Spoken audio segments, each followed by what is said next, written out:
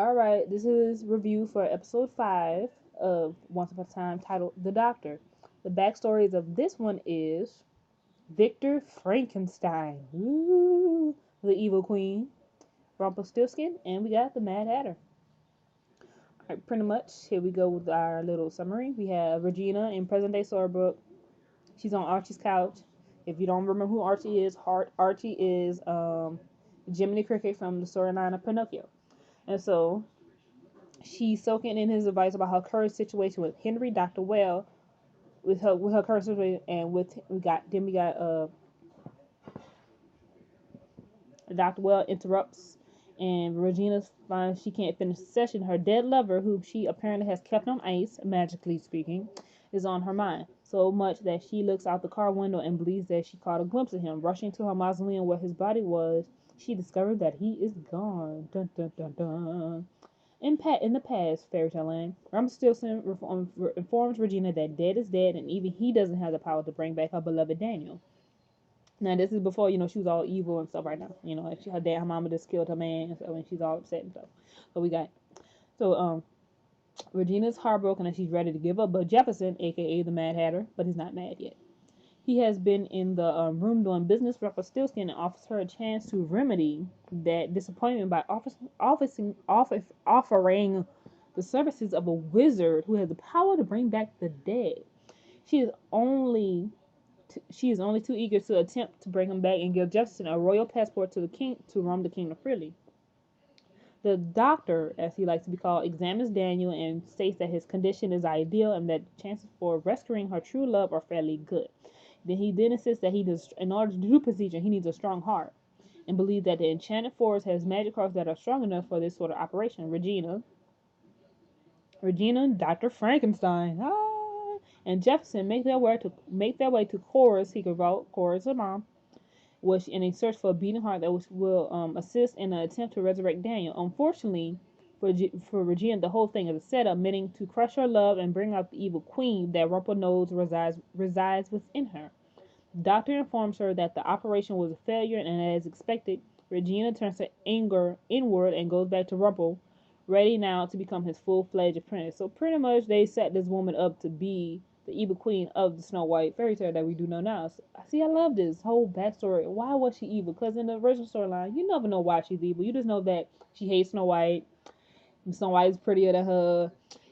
She like, nobody could be prettier than me because I'm the baddest bee all up in this land. She eventually tries to get Snow White, but it doesn't work. She falls to her death. That's the Disney version, but in the other version, how she dies, I gotta look it up again. But the original way she dies is very dramatic, more terror, more horrible than how she dies in the Disney version. But anyway, now we're going back to the present story. But Dr. Wells' office is trashed and his arm has been ripped from his body. That gotta hurt. Oof.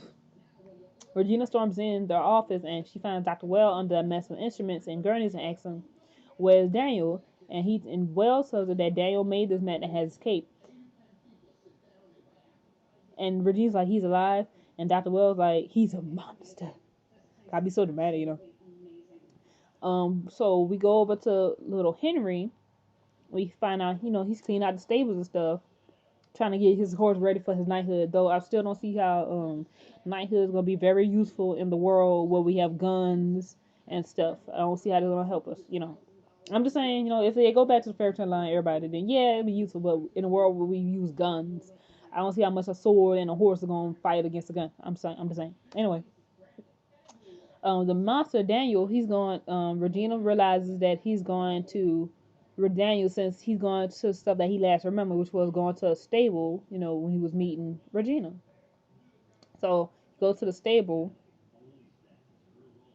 So he's in a rampage because he's trying to figure out things. So he goes and he almost kills Henry by choking him. So Regina and David stop him. And David about to kill his fool, about to kill Daniel. And Regina's like, no, he's like, she's like, no. And Daniel sees this look upon her face that he's never seen before. A look of like, real love and stuff like that. So he decides to let her go and talk to him to see if she could try to calm him down. So we got Regina, trying to talk to Daniel, and he about to choke her. So she whispers, "I love you." So he then snaps out of his monster form a bit. But the thing is, he's hurting from the heart transplant, and he wants to die. He's telling her that he can't be like this, and let me go and live your life. Don't keep me in your heart, but don't live in the past. You need to move on. So I'm like, oh, that's so beautiful. So she goes and destroys Daniel, and she's heartbroken for the second time.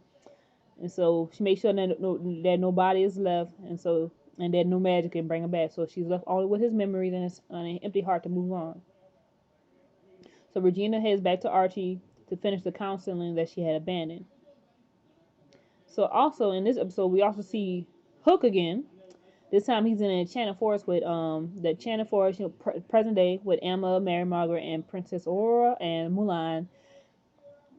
While he returns to the safe haven, only to discover that the captive is under a pile of dead refugees, all of them who have their hearts ripped out by Cora. Hook insists that he only survived because he played dead. Fortunately, Emma isn't buying his story and ties him to a tree to get him to talk. After a bit of coaxing, Hook relents in exchange for not being left behind with the ogres, offers to point the way to another possible portal to back to Storybrooke. The only catch is that he goes through the portal with them. Oh, snap. Are you serious? When the time comes, suggesting that he's more interested in his revenge on Rumple than those who helped him get there. The final shot from the Enchanted Forest reveals a beanstalk stretching to the sky.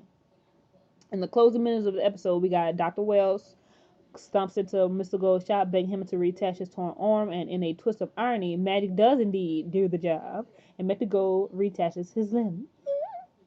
And one final little flashback shows Dr. Victor Frankenstein attempting to resurrect his dead brother on a dark and stormy night.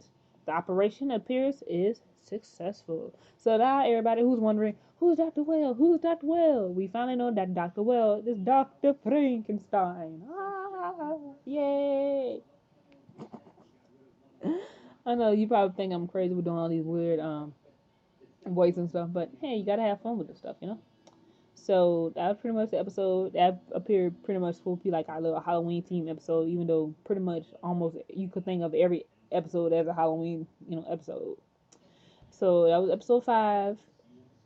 The next episode, which is tonight, is titled Tella. Mm, mm, mm, mm. It's titled Tallahassee, which I found that weird. And the character backstory for this one is supposed to be Emma Swan and Neil Cassidy. So this should be interesting. So that's pretty much the review for episode 5. Deuces. See you guys later.